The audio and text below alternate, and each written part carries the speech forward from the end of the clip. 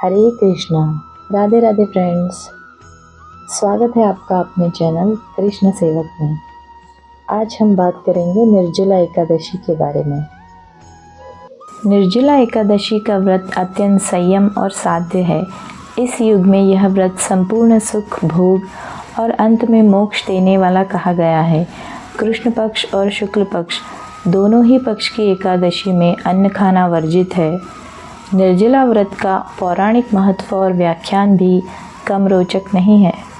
जब सर्वज्ञ वेद व्यास ने पांडवों को चारों पुरुषार्थ धर्म, अर्थ, काम और मोक्ष देने वाली एकादशी व्रत का संकल्प कराया था, तब युधिष्ठिर ने कहा, हे जनार्दन, ज्येष्ठ मास के शुक्ल पक्ष में जो एकादशी पड़ती हो, कृपया उसका वर्णन कीजिए।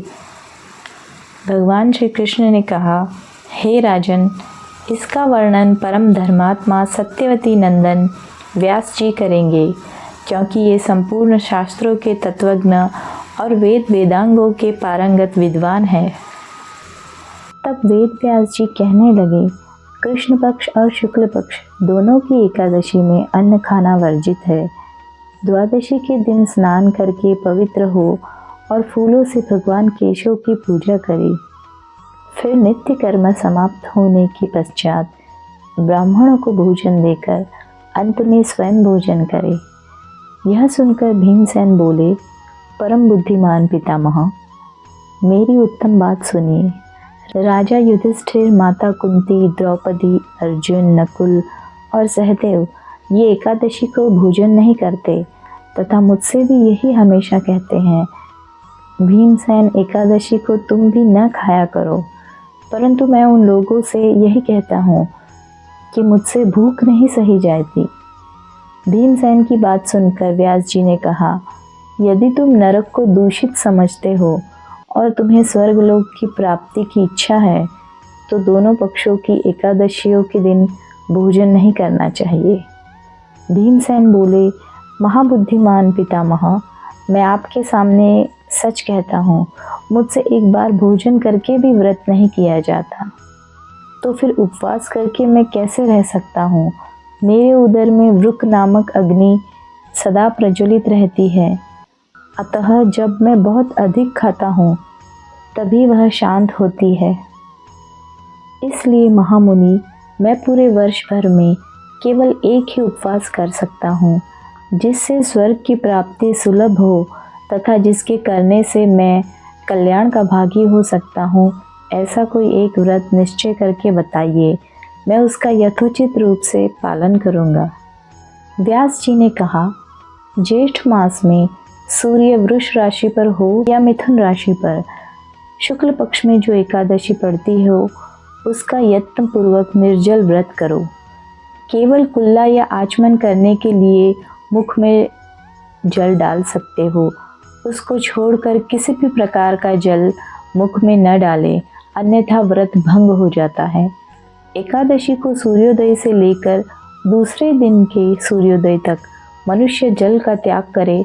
तदंतर द्वादशी को प्रभात काल में स्नान करके दान करे और अंत में भोजन करे। इस व्रत में सूर्योदय से लेकर द्वादशी के सूर्योदय तक जल न पीने का विधान होने के कारण इसे निर्जला एकादशी कहते हैं।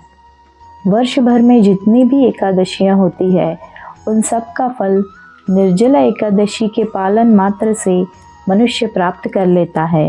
निर्जला एकादशी के दिन स्नान, दान, तप, होम आदि जो कुछ भी करता है, वह सब अक्षय हो जाता है। यह भगवान श्री कृष्ण का कथन है। निर्जला एकादशी को विधिपूर्वक उत्तम रीति से उपवास करके मानव वैष्णव पद को प्राप्त कर लेता है।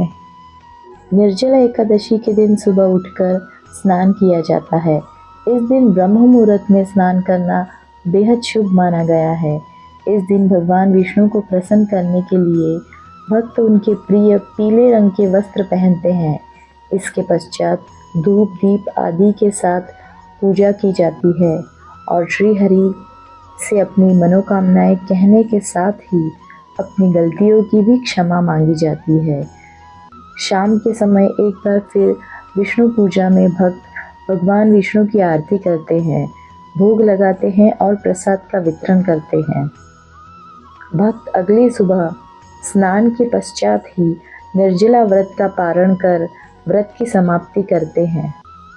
हिंदू पंचांग के अनुसार निर्जला एकादशी 31 मई 2023 को मनाई जाएगी और एकादशी का पारण 1 जून 2023 को किया जाएगा, जिसका समय सुबह 5:24 से लेकर सुबह 8:10 तक रहेगा।